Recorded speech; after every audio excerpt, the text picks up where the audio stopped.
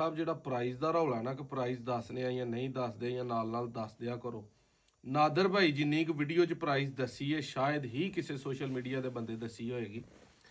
ਲੇਕਿਨ ਉਹਦਾ ਨੁਕਸਾਨ ਇਹ ਹੁੰਦਾ ਹੈ ਕਿ ਮੈਂ ਜਦੋਂ ਕਿਸੇ ਮੱਝ ਦਾ 10 12 15 ਜਾਂ 20 ਲੱਖ ਵੀਡੀਓ 'ਚ ਮੰਗਣਾ ਤੇ ਉਸ ਵੀਡੀਓ ਵੱਲੋਂ ਵੇਖ ਕੇ ਜਿਹੜੇ ਜ਼ਿਆਦਾਤਰ ਜੂਹ ਦੇ ਬੰਦੇ ਨੇ, ਜਾਂਗਲੀ ਲੋਕ ਨੇ, ਉਹ ਜਿਹੜੀ 4 ਲੱਖ ਵਾਲੀ ਹੈ ਨਾ ਉਹਨਾਂ ਦੀ, ਉਹਦਾ ਵੀ 20 ਲੱਖ 15 ਲੱਖ ਮੰਗਣ ਲੱਗ ਪੈਂਦੇ ਨੇ ਕਿ ਸ਼ਾਇਦ,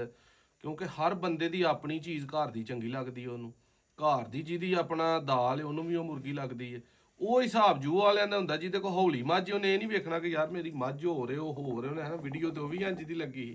ਮੇਰੇ ਨਾਲ ਉਹਦੀ ਵੀ ਰਲਦੀ ਮਿਲਦੀ ਹੈ, ਮੈਂ ਵੀ 20 ਲੱਖ ਮੰਗਣਾ, ਨਾਦਰ ਭਾਈ ਨੇ ਮੰਗ ਲਿਆ।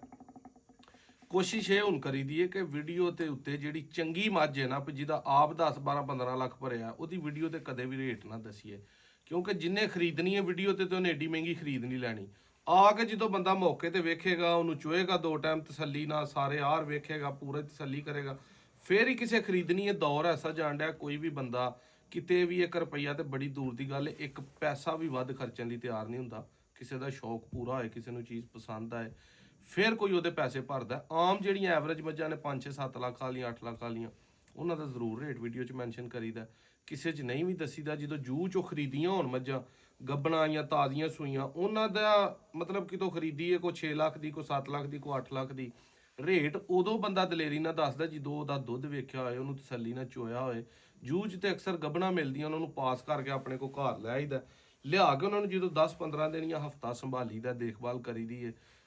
ਉਹਨਾਂ ਦਾ ਦੁੱਧ ਸਾਹਮਣੇ ਆਉਂਦਾ, ਫਿਰ ਪਤਾ ਲੱਗਦਾ ਕਿ ਯਾਰ ਹਾਂ ਮੱਝ ਮੈਂ ਠੀਕ ਖਰੀਦੀ ਹੈ, ਇਹਨੇ ਨਫਾ 50,000 ਕਰਨਾ, ਇਹ ਮੱਝ ਗਲਤ ਖਰੀਦੀ ਹੈ, ਇਹਨੇ 50,000 ਘਾਟਾ ਪਾਉਣਾ, ਇਹ ਮੱਝ 14 ਕਿਲੋ ਦੇ ਜ਼ੇਨ ਤੇ ਖਰੀਦੀ ਸੀ, ਇਹ 20 ਕਿਲੋ ਤੇ ਟੁਰ ਗਈ ਹੈ, ਇਹਨੇ ਲੱਖ ਰੁਪਈਆ ਨਫਾ ਕਰਨਾ, ਇਹ 20 ਕਿਲੋ ਦੇ ਜ਼ੇਨ ਤੇ ਖਰੀਦੀ ਸੀ, ਇਹ 10 12 ਕਿਲੋ ਤੇ ਆ ਗਈ ਹੈ, ਇਹਨੇ 2 ਲੱਖ ਰੁਪਈਆ ਘਾਟਾ ਕਰਨਾ। ਉਹ ਸਾਰੇ ਘਾਟੇ ਵਾਧਿਆਂ ਦੀ